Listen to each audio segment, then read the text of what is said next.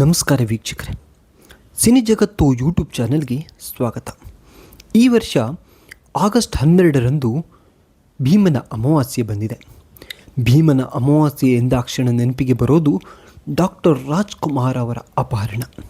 ಹೌದು, ಅದು 2000ನೇ ಇಸ್ವಿಯ ಜುಲೈ 30 ಅಂದು ಭೀಮನ ಅಮಾವಾಸ್ಯೆ ಬಂದಿತ್ತು.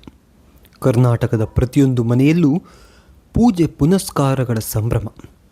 ಆದರೆ ಅದೇ ರಾತ್ರಿ ಇಡೀ ಕರ್ನಾಟಕವೇ ನಡುಗಿ ಹೋಗುವಂತಹ ಕರಾಳ ಸುದ್ದಿಯೊಂದು ಬಿತ್ತರವಾಯಿತು. ಕನ್ನಡದ ಕುಲತಿಲಕ, ಕೋಟ್ಯಂತರ ಕನ್ನಡಿಗರ ಮನೆದೇವರು ಡಾಕ್ಟರ್ ರಾಜ್ಕುಮಾರ್ ಅವರನ್ನು ಕಾಡುಗಳ್ಳ ವೀರಪ್ಪನ್ ಅಪಹರಿಸಿದ್ದ. ಮುಂದೇನಾಯಿತು?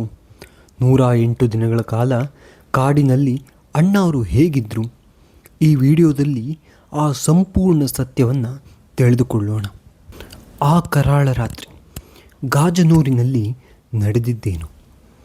ಗಾಜನೂರಿನಲ್ಲಿ ಹೊಸದಾಗಿ ಕಟ್ಟಿಸಿದ್ದ ಮನೆಗೆ ಪೂಜೆ ಸಲ್ಲಿಸಲು ಅಣ್ಣಾವರು ಕುಟುಂಬ ಸಮೇತರಾಗಿ ತೆರಳಿದ್ರು. ಜುಲೈ 30ರ ರಾತ್ರಿ ಸುಮಾರು 9:30 ಸಮಯ. ಕುಟುಂಬದವರೆಲ್ಲರೂ ಊಟ ಮಾಡಿ TV ವೀಕ್ಷಿಸ್ತಾ ಇದ್ದರು. ಹೊರಗೆ ನಿರಂತರವಾಗಿ ಜಡಿಮಳೆ ಸುರಿಯುತ್ತಿತ್ತು. ದಿಢೀರನೆ ಕೈಯಲ್ಲಿ ಬಂದೂಕು ಹಿಡಿದು ಬಂದ ವೀರಪ್ಪನ್ ಹಾಗೂ ಅವನ 10-12 ಜನರ ತಂಡ ಮನೆಗೆ ನುಗ್ಗಿತು. ನಮಗೆ ಸಾರ್ ಬೇಕು ಎಂದು ಗರ್ಜಿಸಿದ ವೀರಪ್ಪನ್ ಅಣ್ಣಾವರನ್ನು ಕರೆದೊಯ್ದನು. ಜೊತೆಗೆ ಅವರ ಅಳಿಯ ಗೋವಿಂದರಾಜ್, ನೆಂಟ ನಾಗೇಶ್ ಹಾಗೂ ಸಹ ನಿರ್ದೇಶಕ ನಾಗಪ್ಪ ಅವರನ್ನು ಅಪಹರಿಸಿದನು. ರಾಜ್ಕುಮಾರ್ ಇಡೀ ಕರ್ನಾಟಕಕ್ಕೆ ದೇವರಾಗಿದ್ದರು. ಅವರು ಅಪಹರಣ ಆಗೋದು, ಅದರಲ್ಲೂ ವೀರಪ್ಪನ್ ಅವರನ್ನು ಅಪಹರಣ ಮಾಡಿದ್ರು ಅಂದರೆ ಅದೇನು ಸಣ್ಣ ವಿಷಯ ಆಗಿರಲಿಲ್ಲ. ಸುದ್ದಿ ತಿಳಿಯುತ್ತಿದ್ದಂತೆ ಇಡೀ ಕರ್ನಾಟಕವೇ ಸ್ತಬ್ಧವಾಯಿತು.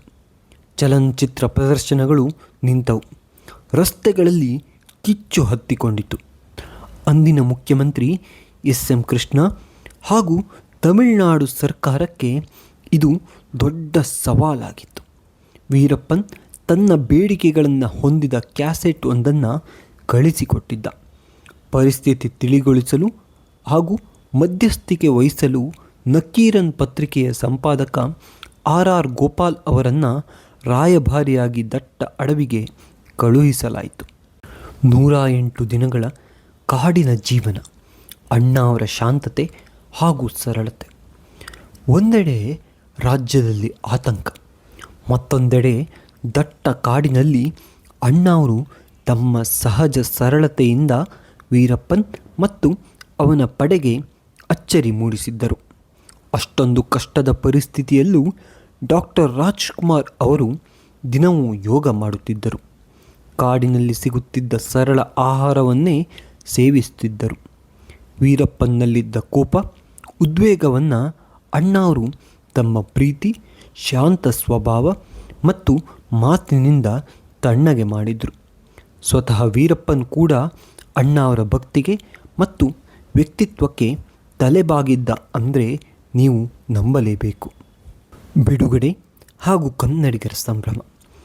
ಸಾಕಷ್ಟು ಮಾತುಕತೆಗಳು, ರಾಯಭಾರಿಗಳ ಪ್ರಯತ್ನ ಹಾಗೂ ಹಲವು ಸವಾಲುಗಳ ನಂತರ ಭೀಮನ ಅಮಾವಾಸ್ಯೆಯೆಂದು ಅಪಹರಣಗೊಂಡಿದ್ದ ಅಣ್ಣಾವರು ಬರೋಬ್ಬರಿ 108 ದಿನಗಳ ನಂತರ ಅಂದರೆ 2000ನೇ ಇಸ್ವಿಯ ನವೆಂಬರ್ 15ರಂದು ಸುರಕ್ಷಿತವಾಗಿ ಬಿಡುಗಡೆಯಾದರು. ಅಣ್ಣಾವರು ಮನೆಗೆ ಮರಳಿದಾಗ ಇಡೀ ಕರ್ನಾಟಕದಲ್ಲೇ ಹಬ್ಬದ ವಾತಾವರಣ ನಿರ್ಮಾಣವಾಗಿತ್ತು. ತಮ್ಮ ಬಿಡುಗಡೆ ನಂತರ ಮಾಧ್ಯಮದ ಮುಂದೆ ಬಂದ ಅಣ್ಣಾವರು ನನ್ನನ್ನು ಪ್ರೀತಿಯಿಂದ ನೋಡಿಕೊಂಡರು ಎಂದು ಹೇಳುವ ಮೂಲಕ ತಮ್ಮ ದೊಡ್ಡ ಗುಣ ಮೆರೆದಿದ್ದರು.